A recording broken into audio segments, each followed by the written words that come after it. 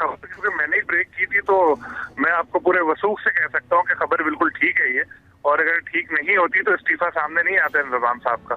मैं थोड़ा बैकग्राउंड आपको इसका बताऊं कि एक कंपनी है याजू इंटरनेशनल के नाम से, जिसमें इंजमामुल हक, मोहम्मद रिजवान और इनका एजेंट तलहा, इन तीनों के 25% शेयर थे।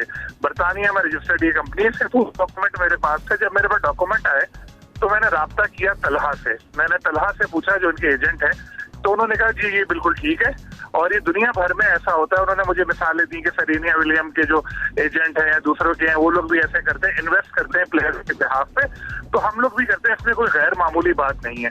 तो उन्होंने जब तस्दीक कर दी थी तो हर तरह से फिर मैंने देख के उस खबर को शाये कर दिया था। अब जब ये खबर शाये हुई 2 दिन पहले, तो एक भूचाल आ गया। बड़े बड़े क्रिकेटर्स ने भी मुझसे राब्ता किया। उन्होंने कहा कि ये क्या हो रहा है पाकिस्तान क्रिकेट में और इस तरह से हो रहा है, लेकिन हैरानकुन तौर पे पीसीबी खामोश रहा था। कल इसमें जब ज्यादा एक स्टोरी बड़ी, बहुत मामले बढ़े, तो फिर कल साहब ने एक टेलीविजन चैनल को इंटरव्यू में बोला कि हम उसकी इन्वेस्टिगेशन करवाएंगे। इन्वेस्टिगेशन हुई, कमेटी बनाई, और अब वो कमेटी कोई फैसला करती है उससे पहले इंजमाम साहब ने इस्तीफा दे दिया। और ये इस्तीफे का मतलब यही है कि वो मान गए कि जी ऐसा था, और ये एक खुला राज है।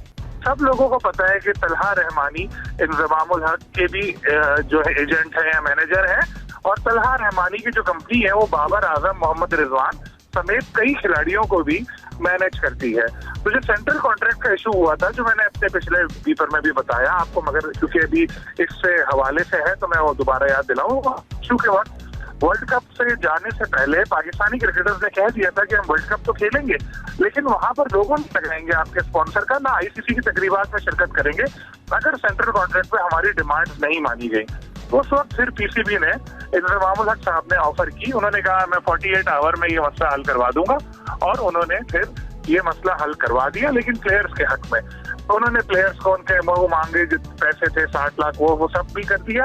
उसके अलावा एक चीज बड़ी इंपॉर्टेंट जो पाकिस्तान क्रिकेट की हिस्ट्री में नहीं हुई, कि आईसीसी का जो शेयर मिलता है, जो पैसे मिलते हैं, उसमें से प्लेयर्स ने जो मुतालबा किया था 3%, वो उनको दे दिए।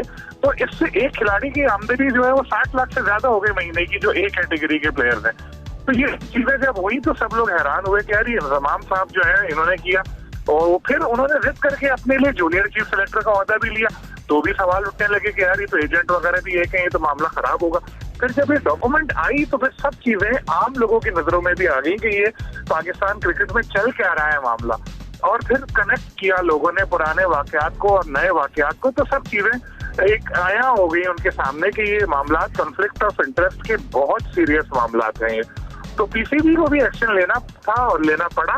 और इंजमाम साहब की एक और इंटरेस्टिंग बात मैं आपको बता दूं कि इस वाकये से पहले भी 3 बार वो इस्तीफा देने की धमकी दे चुके थे पीसीबी को। मुख्तलिफ उनकी आदत है, जरा जरा सी बात पे वो रूठ जाते हैं और फिर वो कहते हैं मैं छोड़ रहा हूँ, फिर इनको मना लेते थे, क्योंकि पीसीबी के पास हाई प्रोफाइल लोग नहीं है, तो वो थोड़ा डर जाते थे, तो वो रख लेते थे। एक और बड़ी इंपॉर्टेंट बात है कि इंजमाम साहब का जो कॉन्ट्रैक्ट है उसके मुताबिक उन्होंने इस कॉन्ट्रैक्ट में मैनेजिंग कमेटी की मीटिंग में वो गए थे। उन्होंने कहा मुझे 25 लाख रुपए चाहिए महीने के, डॉलर में चाहिए, और 6 महीने का नोटिस पीरियड होना चाहिए। इसका मतलब कि 6 महीने अगर इनको निकाला तो 6 महीने की तनख्वाह देनी पड़ेगी, जो 25 लाख के हिसाब से 1.5 करोड़ रुपए बनती है।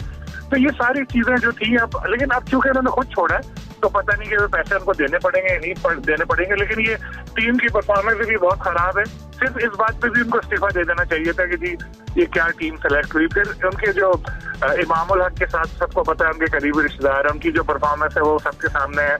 फिर ये इवेंट वर्ल्ड कप शुरू होते के साथ ही वो चले गए थे इंडिया, और वहां पे टीम की प्रैक्टिस में भी गए। जो कोचेस ने इस चीज पे नापसंदीदगी जाहिर की थी कि ये चीफ सेलेक्टर का क्या काम है। फिर प्लेइंग 11 में भी उन्होंने दखल दी। तो बहुत सारी चीजें ऐसी मिल चुकी थी जिसके बाद कुछ ना कुछ होना ही था। और पीसीबी चूंकि वैसे ही आजकल दबाव का शिकार है, तो इतने बड़े मामले को नजरअंदाज किया नहीं जा सकता था, इसीलिए पीसीबी ने कार्रवाई की। तो जिसपे इंजमाम साहब ने कहा कि उनको ओहदा छोड़ देना चाहिए, और ये भी बाद में पता चलेगा कि उन्होंने खुद छोड़ा है या उनसे इस्तीफा लिया गया। सबसे पहले तो जो चीज है वो डिटरमिन करनी है कि इसमें जो सबसे इम्पोर्टेंट जो पार्टी है मेरे ख्याल में वो है मोहम्मद जो पाकिस्तान के एक्स कैप्टन रहे हैं।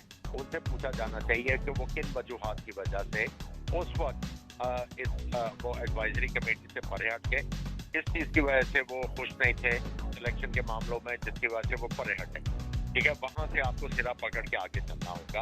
और जब चेयरमैन क्रिकेट बोर्ड बार बार ये कह रहे हैं कि मैंने सारा जो है वो पावर चीफ सेलेक्टर को दी हुई थी कि उन्होंने सारा कुछ करना है, तो उसके बाद ये जो डॉक्यूमेंट आए हैं और उसके बाद इमामुल हक बजाय ये कहने के मैं सवालात का जवाब दूंगा, वो मीडिया के आप टोटली डिनाई कर देना कि मेरा इसके साथ ताल्लुक ही कोई नहीं है। अगर वो आके ये बात कर देते तो मामला तो जो है वो, अगर कोई इसमें एम्बिग्यूटी है तो वो भी क्लियर हो जाएगी, लेकिन वो भी जो है वो अभी तक खुल के वो बात नहीं कर रहे, इसलिए जो है वो कंफ्यूजन है। और जो उनका इस्तीफा है उससे जो है वो आईब्रोज और ज्यादा लगी।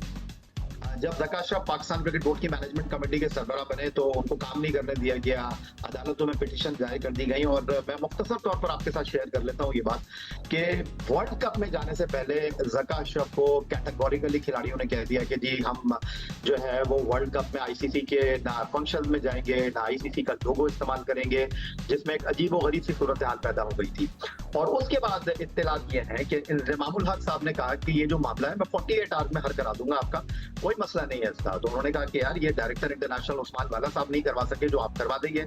और फिर इत्तलात ये आ रही है कि इंज़मामुल हक बाबर आजम को चेयरमैन के घर लेकर गए और सारे मामला खुश उसलूबी के साथ तय हो गए। मैं आपको बड़ी हैरानकुन बात बताऊं कि 528 मिलियन रुपए पाकिस्तान क्रिकेट बोर्ड ने सेंट्रल कॉन्ट्रैक्ट की मद में रखे और 3 साल का, इससे पहले कभी ऐसा नहीं हुआ, 3 साल का जो है वो सेंट्रल कॉन्ट्रैक्ट अनाउंस किया गया और इसमें एक 220.3 मिलियन आईसीसी के पैसे भी शामिल हैं।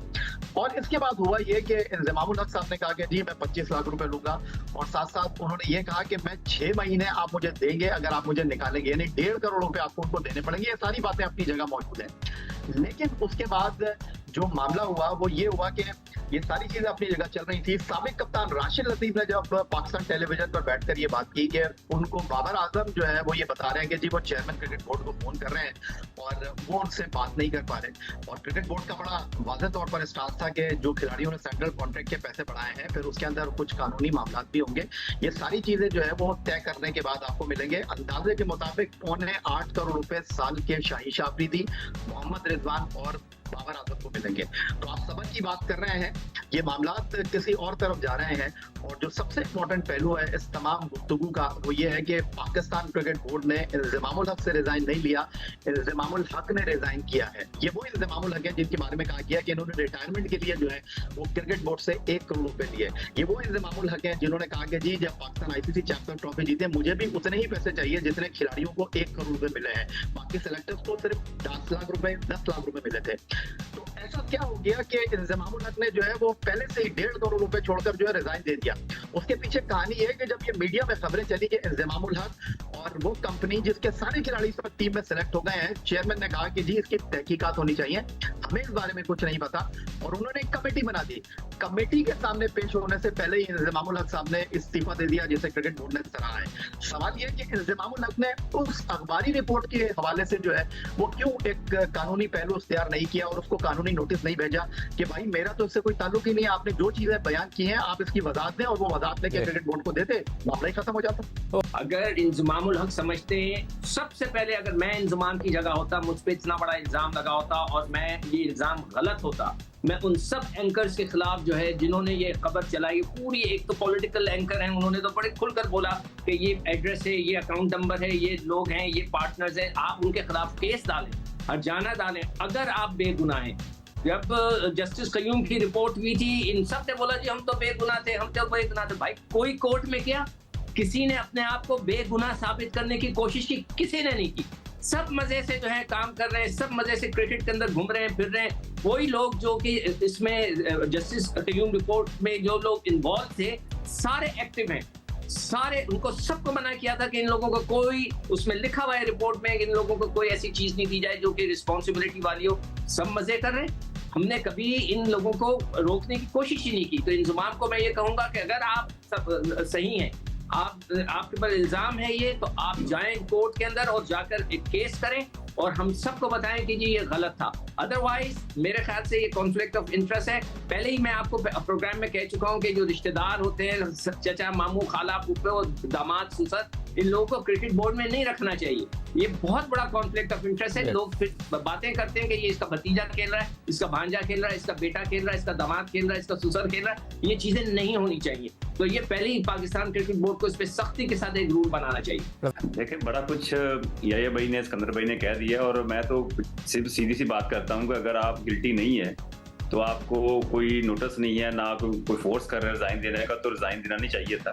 और रिजाइन देने से मामला हल नहीं होते। और ये हो सकता है कि कुछ ऐसी हिडन चीज़ें हों जो हमें नहीं पता चल रहा। हो सकता है कि वक्ती तौर पे ये चीज़ें हो रही हैं और उसके बाद फिर ये दोबारा रीड पॉइंट हो जाए। तो मुझे लग रहा है कि ये इस तरह की कोई चीज़ लग रही है, क्योंकि इस तरह कोई आप सडनली एक दिन के बयानात पे आप अगले दिन रिजाइन नहीं दे सकते। ना इसमें कोई सदाकत नजर आ रही है, ना इसमें ये नहीं कह सकते झूठी है या ये सच्ची है, कोई अभी तक कंफर्म नहीं हुआ।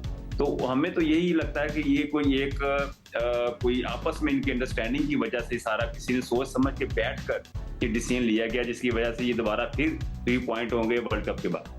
ये भी इत्तलात आ रही है कि इंज़मामुल हक साहब ने ख्वाहिश का इजहार किया कि अंडर 19 टीम का जो कोच है वो मोहम्मद यूसुफ को बनाया जाए, जो कि इस वक्त पाकिस्तान क्रिकेट बोर्ड के साथ तनख्वाहदार हैं और एक चैनल के साथ भी वापस आए।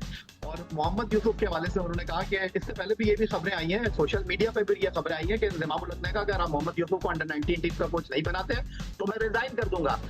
फिर सोशल मीडिया की खबरें आई कि भाई इंज़मामुल हक इसीलिए जो है वो अंडर 19 टीम का कोच बनाना चाहते हैं मोहम्मद यूसुफ को, ताकि पाकिस्तान क्रिकेट पर पूरी मुकम्मल तौर पर वो चौधराहट हासिल कर रहे हैं। नेशनल टीम उनके पास है, फिर अंडर 19 टीम उनके पास है, और उसी कंपनी के तहत वो खिलाड़ी जो है वो एसोसिएट होंगे। इस पर चौधरी ज़रका अशरफ साहब ने उनको कोई वाज़ेह जवाब नहीं दिया। और अब इंज़मामुल हक साहब जो कि वर्ल्ड कप के 2 पहले मैचों में भारत में मौजूद थे, सवाल किया कि किसी और दुनिया की टीम का कोच चीफ सेलेक्टर आया, इंज़मामुल हक साहब वहां गए, वहां पर भी ये खबरें आई कि जी एक टीम में मुदाखलत कर रहे हैं और मिकी आर्थर और टीम के जो कोच है वो नाखुश है। तो इंज़मामुल हक से उस वक्त क्यों रिजाइन किया, उन खबरों के ऊपर क्यों रिएक्ट नहीं किया? अगर सोशल मीडिया की खबरों पर इस तरह लोग रिएक्ट करने लगे तो मेरा ख्याल है कि पूरे पाकिस्तान में अंबार लग जाएंगे रिजाइन के।